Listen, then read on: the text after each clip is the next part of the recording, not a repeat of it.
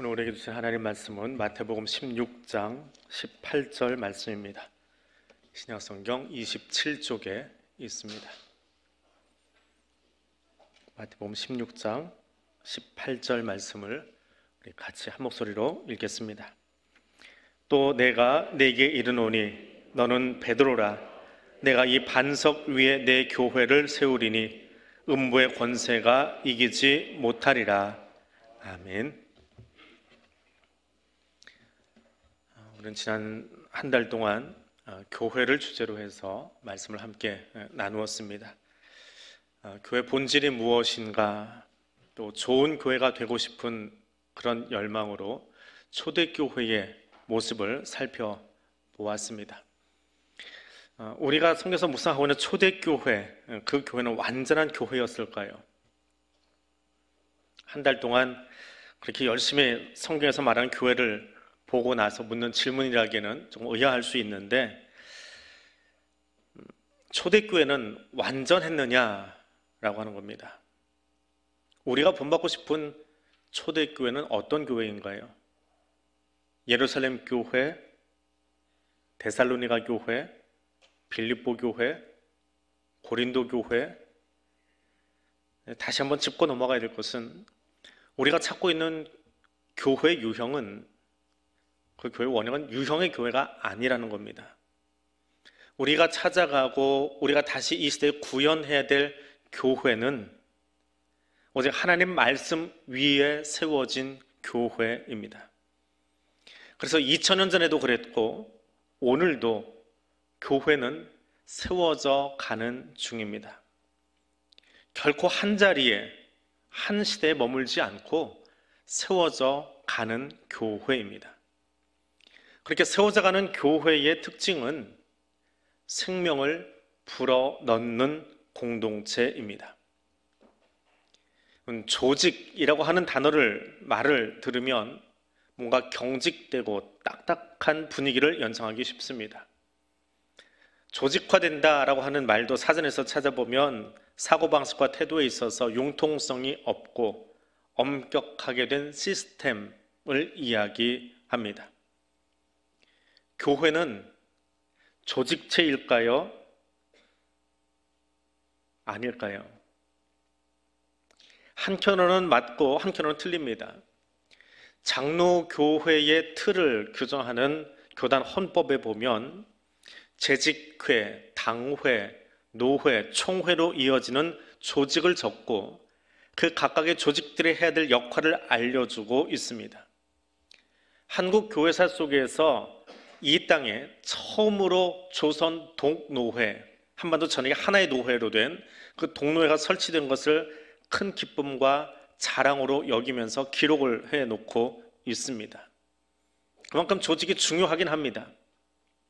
그런데 2000년 전 교회는 어땠을까요?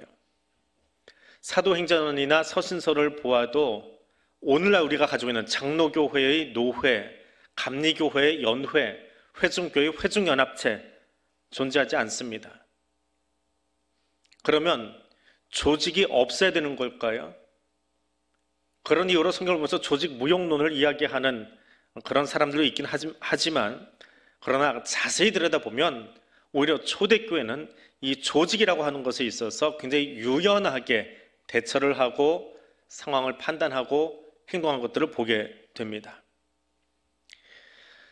유명한 교회 가운데 고린도 교회가 있습니다. 이 고린도 교회는 다른 지역에 비해서 굉장히 부유한 지역에 있는, 또 부유한 사람들이 모여있던 부촌 지역의 교회입니다.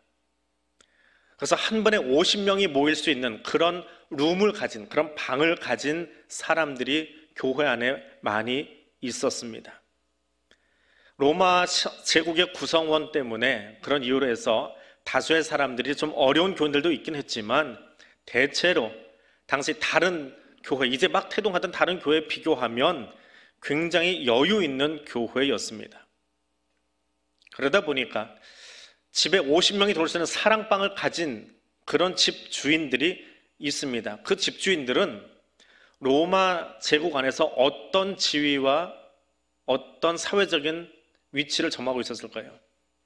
고린도 도시 안에서 이 사람들은 어떤 역할을 하는 사람들이었을까요? 아마도 도시 안에서 행정력과 리더십을 겸비했던 사람들일 겁니다. 이 사람들이 교회 안으로, 가정교회로 들어와서 자기 집을 제공하고 교회를 세워가기 시작합니다.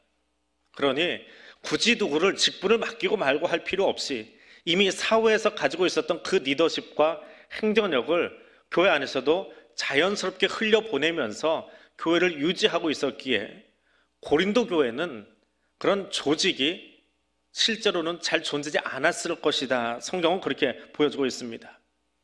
고린도전서 12장에 가면 누가 선지자고 누가 교사겠느냐, 말씀을 전한 바울은 존재하지만 그러나 그 밑에 선지자 자격으로, 교사 자격으로 혹은 집사 자격으로 그렇게 행동한 사람들이 따로 있지 않고 서로가 자기의 달란트, 행정력, 리더십을 가지고 적절하게 교회를 이렇게 운영했던, 초기 교회고 기도처 수준이니까 그러긴 하겠지만 그런 교회였습니다.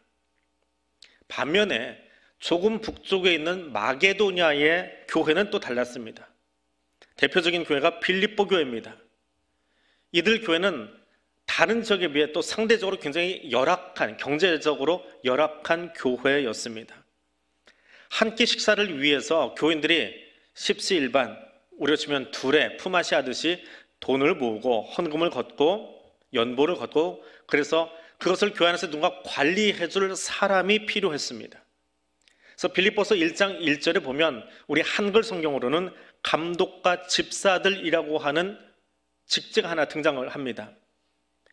그런데 이 감독과 집사라고 하는 단어를 21세기에 우리의 시각으로 번역을 해서 감독은 목사고 집사는 안수집사다, 이렇게 번역을 해버리면 당시에 성경을 쓴 사람들의 의도를 완전히 묵살해버리는 겁니다. 원어로 읽어보면 이 감독과 집사라고 하는 이 직책은 당시 로마 사회가 가장 작은 신용협동조합 단위 조합 단위로 경제가 운영이 되고 있었거든요. 너무 제국이 크기 때문에 국가 경제보다는 지역 경제, 마을 경제가 훨씬 더 발달을 했습니다. 근데 이 단위 신용협동조합의 조합 임원들의 이름이, 조합 임원의 이름이 에피스코포이 디아코노이라고 합니다. 이걸 우리말로 번역한 게 감독과 집사입니다.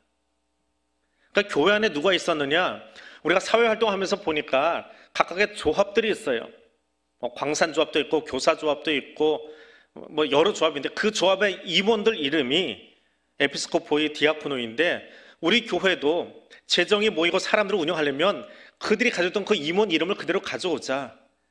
그래서 그들이 했던 것처럼 교회를 운영함에 있어서 그 역할들을 서로 좀 분배하자 해가지고 그냥 단어를 그대로 가져와 버린 거예요.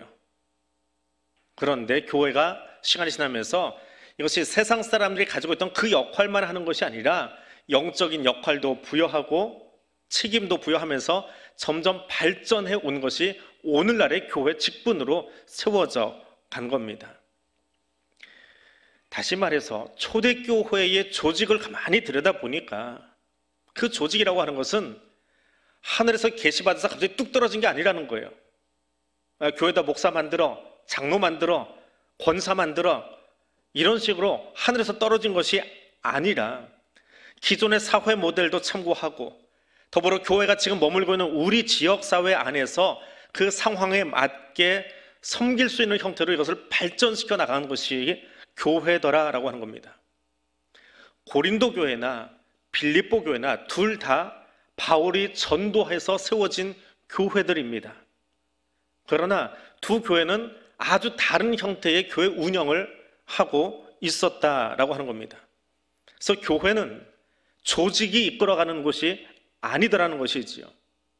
도리어 고린도 교회와 빌립보 교회 그리고 여타의 교회들을 가만히 들여다보니까 생명을 나누기 위해서, 섬김을 위해서, 사회는 경직되어 있는 조직과 체계와 문화를 가지고 운영되고 있다면 그것을 교회로 단어는 끌어왔지만 거기에 새로운 영적 의미를 부여하고 말씀 안에서 이 역할을 어떻게 감당해야 될지를 고민하고 기도하면서 섬김을 위한 직제로 생명을 낳는 공동체로 세워져 가더라라고 하는 것입니다. 이것이 초대교회가 가진 교회의 원형이 우리에게 들려주는 교훈입니다. 그러하기에 오늘 우리 교회에 세워진 모든 직분자들, 또 교회를 섬기기 위해서 만들어진 모든 각양의 재직 부서들이 이 초대교회가 말씀 위에 가졌던 생명의 역사를 재현해내기 위해서 기도하고 섬길 수 있는 그런 생명의 교회가 될 수 있기를 원합니다. 두 번째로, 이 교회는 세상을 존중하지만 더불어 그 세상을 변화시켜가는 교회였습니다. 교회는 세상 속에 존재합니다. 우리 교회 주소는 고덕로 83길 51길 83인가요? 갑자기 헷갈리는데. 세상의 지번을 가지고 있지요. 대한민국 행정체계 안에 들어가 있습니다. 그런데 우리는 설교 중에 혹은 우리 의식 중에 가만히 보면 교회는 거룩한 곳, 문 밖으로 나가면 세상은 저급하고 타락한 곳 하는 이분법적인 사고로 세상을 바라봅니다. 세상은 우리의 선교지입니다. 더불어 그 세상은 우리가 두 발을 딛고 살아가면서 존중해야 될, 또 그렇게 살아가야 될 땅이기도 합니다. 바울이 빌립보에 도착해서 기도할 곳을 찾아 나섭니다. 사도행전 16장에 나오는 본문입니다. 그런데 일반적인 그 로마의 도시들을 보면 유대인이 10명만 모여 있어도 도시의 가능한 중앙 지역에 회당을 만들어 놓습니다. 집을 하나 선정을 하고 거기에 유대인들이 모여서 모임을 가져요. 그럼 바울은 그 회당에 가서 기도를 합니다. 아직 교회라고 하는 것이 회당과 장소적으로 또 심정적으로 분리가 되지 않았던 시기이기에 거기서 기도하고 거기서 말씀을 전하면서 전도를 했습니다. 근데 빌립보에서는 회당에서 하질 못하고 문 밖 강가에 가서 기도할 곳을 찾더라라고 말합니다. 왜 그랬을까요? 빌립보에는 유대인이 10명도 없었기 때문에 회당이 없었을 거다라고 추측할 수도 있습니다. 이게 또 다른 이유는 사회적으로 보니까 이 빌립보라고 하는 도시는 소로마입니다. 로마 제국이라는 로마가 있고 로마라고 하는 도시가 있습니다. 이 로마를 본따 만든 또 다른 작은 복잡한 소로마가 빌립보입니다. 예수님이 오시기 몇 년 전에 로마는 황제가 다스리는 나라로 바뀝니다. 그 전쟁을 끝난 뒤에 전투에 참여했던, 그 전공을 세웠던 사람들에게, 퇴역 군인들에게 자리를 하나 내줘요. 로마에서 그리 멀리 떨어지지 않은 옆에 동네 마을을 하나 하사를 하고 그 마을을 로마와 똑같은 모양으로 만들어버립니다. 도시 형태를 로마와 똑같이 만들어버려요. 그래서 소로마를 만들어줍니다. 그 퇴역 군인들에게, 그 자부심이 대단한 사람들이죠. 우리가 황제를 옹립했던 사람들, 그 사람들에게 빌립보에 가서 사십시오. 그게 이제 소로마 빌립보라고 하는 도시입니다. 그럼 이 빌립보는 자긍심이 대단해요. 우리는 로마 시민과 똑같은 사람이야. 로마가 너무 작아서 우리에게 도시를 새로 만들어줄 정도로 사랑하는 사람들이야. 그래서 누구를 본따 가야 돼요? 로마 도시와 똑같은 모양으로 살기를 원하는 사람들이에요. 그럼 이 로마는 대체 어떻게 생긴 도시냐? 로마 제국이라고 하는 이 나라는 점령을 할 때마다 그 나라의 신들을 다 가져와 버립니다. 우상을 다 가져와요. 그리고 마을에다 다 세워놓습니다. 너희 신 여기 있으니까 너희 땅에서만 섬기지 말고 여기서도 섬겨 하면서 그냥 모든 민족을 끌어안는 문화를 가져갑니다. 그러나 로마 신은 안 돼요. 로마시의 유일한 신은 황제입니다. 황제 외에 어떤 신도 로마 시내로 진입을 할 수가 없어요. 신전에 들어올 수가 없습니다. 근데 빌립보도 똑같아요. 그래서 뭐가 못 들어온 거예요? 유대인들이 예배드리는 회당이 로마 입장에서는 이방신이기 때문에 마을 중심에 들어가지 못하는 거예요. 그래서 문 밖, 우리로 치면 사대문 밖에, 동대문, 서대문, 남대문, 사대문 밖에 나갈 수밖에 없는 거예요. 그래서 한강가로 와가지고 기도하게 된 이유가 거기 있는 겁니다. 그럼 문화적인 배경이 있어요. 그런데 여기 귀신 들린 여종 하나가 등장을 합니다. 기도하러 갔더니 귀신 들린 여종이 있습니다. 그리스도인들은요, 눈이 어디로 제일 먼저 가냐 하면 거기에 아파하는 사람이 있다라고 하는 사람에게 관심이 가요. 이게 그리스도인들의 착한 성품이에요. 그런데 바울이 그 귀신 들린 여종을 발견하고 곧장 쫓아내주지를 않습니다. 잠시 멈춘 버튼이 눌린 것처럼 가만히 있습니다. 잠깐의 멈춤 시간이 있습니다. 왜 이 귀신 들린 여종을 빨리 고쳐주지 않았을까요?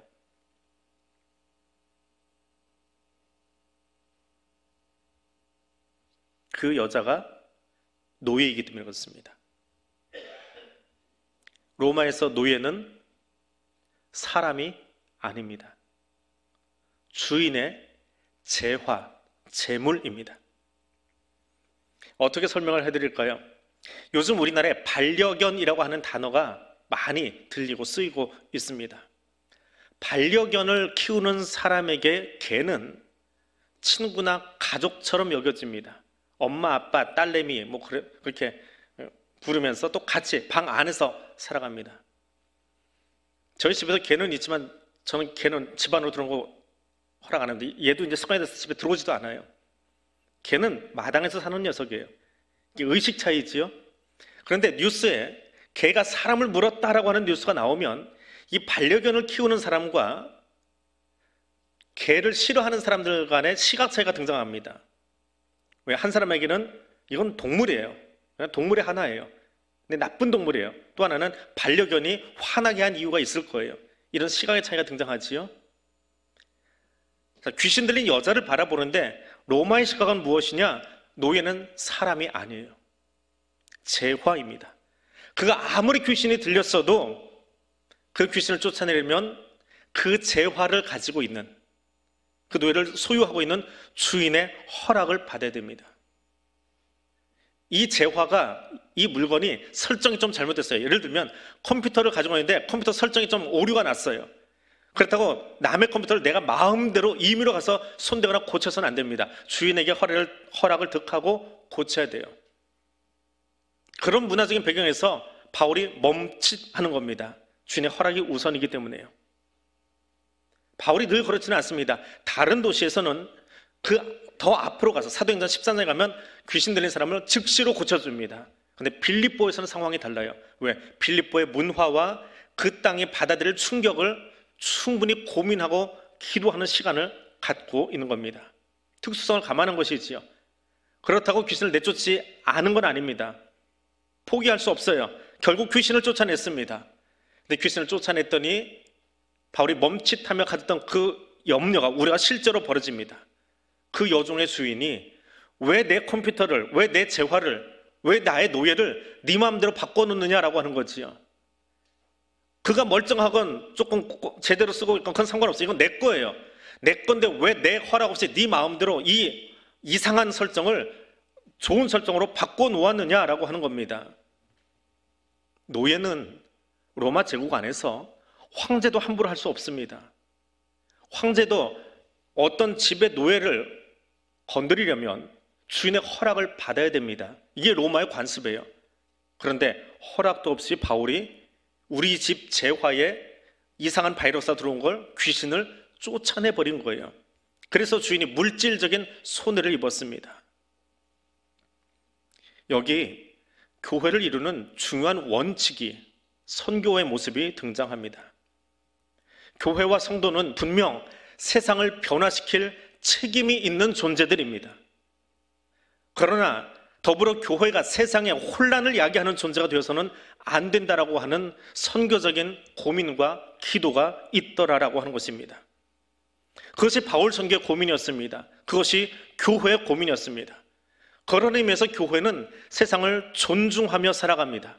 그러나 세상을 존중한다고는 하지만 세상의 악한 문화를 답습하는 것이 아니라 그 문화를, 세상을 변화시켜가는 공동체가 교회입니다. 그래서 교회는 늘 고민하고 하나님 앞에 기도하지 않을 수 없어요.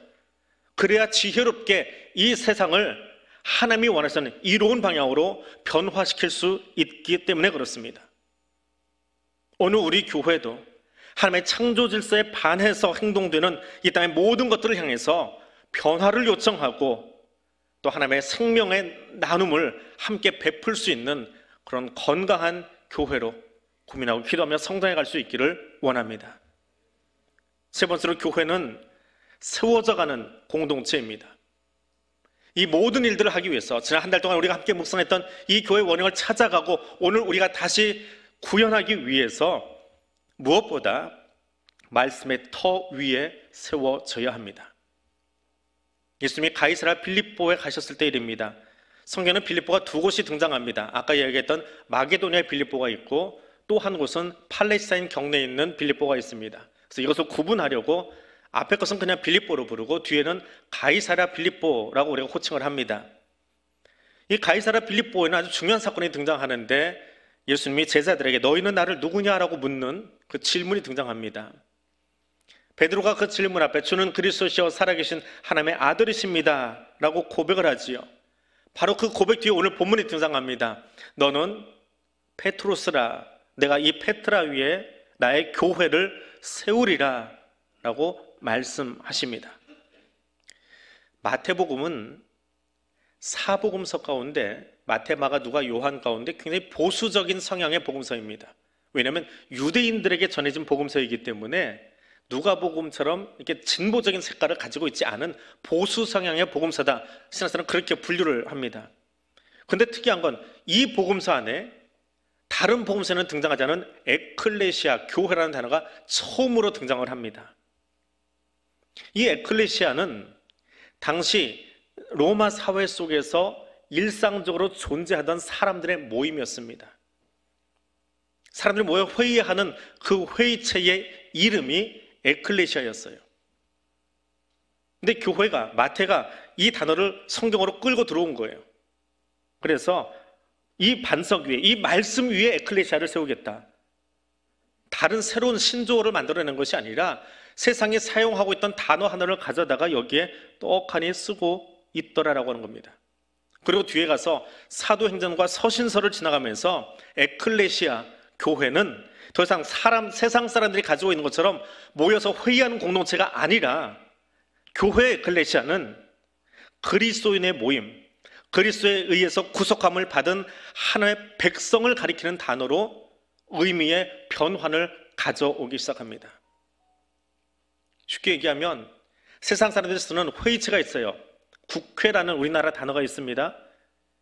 근데 믿는 사람들이 고덕동에 모여 있는데 이 모임을 뭐라고 하느냐? 국회라고 부르자라고 하는 거예요. 그럼 세상 사람들 약간 헷갈리겠지요. 여의도에도 국회가 있는데 고덕동에 국회가 하나 또 생긴 거예요. 근데 이 국회는 무엇이냐? 여의도의 국회는 대한민국 헌법을 기준으로 한다면 여기 국회는 성경을 중심으로 하는 국회가 되는 거예요. 말씀 위에 토대한, 반석 위에 토대한 국회가 되겠다라고 하는 거예요. 그 단어를 시간이 지나가면서 우리의 모임을 규정하는 단어로, 성경에서는 교회라고 하는 단어로 사용하기 시작한 거예요. 새로운 단어가 아니라 세상에 있던 단어를 완전히 의미를 변화시켜서 우리가 무엇에 토대하여 살아가는 사람들이냐라고 하는 거지요. 그래서 초대교회는 이 단어를 사용할 때 사람들이 쓰고 있는 제도나 조직이나 예배 형태에 관심을 두지 않았습니다. 사람에게 관심이 있었어요. 사람들은 에클레시아가 회의라는 것에 단어 중심을 두었다면 사도들은, 성경은 에클레시아가 사람에게 관심을 두고 있는 거예요. 구원받은 백성입니다. 건물에 관심 두지 않았습니다. 구원받은 백성을 세워간다라고 하는 뜻으로 사용했습니다. 구약에서도 자주 사용했던 것인데 예수님이 신약에 와서 말씀을 따라 말씀의 고백 위에 세워진 백성들의 모임, 그 공동체를 세워가겠다. 거기에 에클레시아라고 하는 단어를 끌어서 사용하고 전혀 새로운 의미의 단어로 발전시킨 것이 성경의 흐름입니다. 교회는 예수를 구주로 고백하는 사람에게 관심이 있습니다. 그래서 세운다라고 하는 이 단어, 교회를 세운다라고 할 때 이 세운다라고 하는 단어도 그 단어의 원형을 찾아가 보면 집, 민족, 가정, 가족을 의미하는 오이코스라고 하는 원형에서 출발합니다. 오이코스를 만들어가겠다, 그것이 세운다라고 하는 단어의 뜻입니다. 예수 그리스도의 죽으심과 부활하심에 근거해서 새 생명으로 거듭난 새로운 백성, 새로운 가족, 새로운 집을 세우셔서 성령이 그 위에 임하시고 그들로 하여금 예수 그리스도를 머리로 하는 새로운 가족 공동체, 새로운 가족, 새로운 천국 시민을 만들어간다. 이것이 세워간다라고 하는 단어의 의미입니다.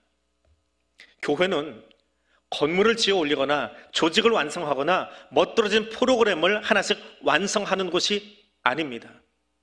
교회는 하나님의 통치가 임하는 나라 안에 그 백성을, 그 사람을 세워가는 곳입니다. 거기에는 자유자나 노예 구분이 없습니다. 유대인이나 헬라인의 경계도 없습니다. 도리어 새로운 시민권을 부여받은 사람, 천국 시민권을 부여받은 사람들이 모여서 그 시민권에 합당한 새로운 가치관과 삶을 공유하며 나누는 이 땅에 존재하나 이 땅과는 다른 새로운 백성의 공동체가 교회입니다. 말씀을 맺습니다. 가수 강남, 축구선수 이강, 셰프로 잘 알려진 이연복 씨, 이뇨한, 배우 하희라, 이다도 씨, 이 사람들의 공통점은 무엇일까요?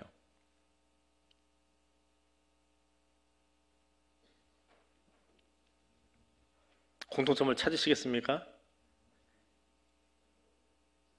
이 사람들은 전부 다 귀화한 사람들입니다. 원래 외국 국적의 사람이었어요. 강남이나 이강이나 이연복이나 이뇨한이나 하희라나 이다도시나, 이름을 아직 안 바꾼 사람도 있지만 너무 익숙한 이름인데 그 사람이 외국 사람이어서 하는 사람도 있겠지요. 이들은 모두 대한민국 귀화 시험을 합격하고, 시험이 있어요. 시험에 합격하고 대한민국 국적을 취득한 사람들입니다. 옛날 국적은 버리고 대한민국 국적을 취득해서 대한민국 국민으로 살아가는 사람들입니다. 어떤 사람은 얼마 되지 않아서 그 사람도 우리나라 사람이어서 하는 사람도 있지만, 또 어떤 사람 너무 오래돼서 신기하네, 그분도 외국인이었어 할 정도로 이미 한국의 문화와 한국의 가치를 따라가고 있는 사람들이지요. 천국 시민권자가 된다라고 하는 것도 같은 이치입니다. 자유자나 노예로, 혹은 남자와 여자로, 혹은 하나님이 각양의 모양으로 조금씩 차이 있게 우리를 만드셨습니다. 그런데 그들과 우리가 이 모임 안에서, 이 공동체 안에서 한 몸을 이루는데 낯설어 한다면, 같은 시민권을 가지고 있지만 피부색이 달라서, 성이 달라서, 혹은 학교가 달라서 각종 차별을 일삼는 세상과 다를 것이 하나도 없습니다. 교회는 예수 그리스도를 구주로 고백하는 천국 시민권자들의 모임, 그 백성들의 모임입니다. 여기는 각양의 은사와 달란트를 가진 사람들이 조금씩 다른 차이점을 가지고 주 안에서 모여 오늘도 새롭게 새로워져 가는 백성들의 공동체입니다. 오늘 우리 교회가 주님 안에서 이 아름다운 공동체를 계속해서 세워나가는, 늘 새로워지는 건강한 교회 될 수 있기를 주님의 이름으로 부탁드립니다. 지난 한 달 동안 우리가 함께 나눴던 말씀을 기억하면서, 또 오늘 주신 말씀을 기억하면서 함께 기도하겠습니다. 복음으로 교회를 새롭게 하겠습니다. 예수의 몸된 교회로, 주님께서 기뻐하시는 교회로, 주님이 세워가시는 교회로 우리 대한교회가 서가기를 원합니다. 무엇보다 예수 그리스도 안에서 한 몸 이루는, 한 지체가 되어져가는 새로운 천국 시민권자의 백성으로 함께 세워져가는 그런 건강한 교회 될 수 있기를 원합니다. 이 세 가지 기도 제목 가지고 우리 함께 통성으로 한 2분 정도 같이 기도하겠습니다. 사랑하는 하나님, 감사합니다. 지난 한 달 동안 교회의 원형과 교회 본질에 대해서 우리가 함께 나누고 듣고 배웠습니다. 주님, 우리 교수님 말씀들 다시 한번 기억합니다. 나의 것을 떼어주는 공동체, 함께 코이노니아하는 공동체, 믿는 자들의 공동체, 그 좋은 교회가 여기 있기를 원하여서 또 그 교회가 나의 고민이고 나의 사랑임을 감사하며 고백하며 이 아름다운 교회를 세워가기로 다시 한번 결단케 하여 주시니 감사드립니다. 9월 한 달 동안 우리에게 들려주신 교회의 아름다운 본질을 가슴에 새기고 복음 위에, 말씀 위에 이 교회를, 새로운 천국 시민 공동체를 우리가 함께 세워가겠습니다. 예수 그리스도의 몸된 교회로 사람이 세우는 것이 아니라 머리 되신 예수 그리스도께서 친히 우리의 주인이 되시고 왕이 되셔서 주님께서 기뻐하시는 교회로 세워 가실 줄 믿습니다. 주님이 세워가신 그 교회 안에서, 그 믿음의 공동체 안에서 우리는 한 몸을 이루는 교회 되기를 원합니다. 서로의 작은 차이점들을 인정하고 또 그것을 서로 배려하며 섬기며 함께 용납하며 사랑하는 아름다운 믿음의 공동체 될 수 있도록 하나님 우리 교회 위에 함께하여 주옵소서. 그리고 세상 가운데 있으나 세상을 새롭게 하고 세상을 이롭게 하고 변화시켜 가는 건강한 생명의 교회가 될 수 있도록 하나님 여기 함께 머리 숙여 다시 한번 우리의 마음을 결단하고 주 앞에 기도하는 주의 백성들을 또 우리 교회를 주여 사용하여 주시옵소서. 교회 머리 되신 주님, 우리는 그 안에서 지체를 이루는 사람들임을 고백합니다. 예수 그리스도를 구주로 고백하는 우리들이 예수 그리스도의 화목케 하신 십자가 복음 안에서 날마다 새로워지기를 원합니다. 예수 그리스도의 몸된 교회로 온전하게 세워져 가기를 원합니다. 주 안에서 한 몸을 이루기 위해 서로를 섬기며 사랑하며 예수 사랑을 나누는 성도 되기 원합니다. 이 삶을 살아가도록 성령님 우리를 도와주옵소서. 예수님 이름으로 기도드립니다. 아멘.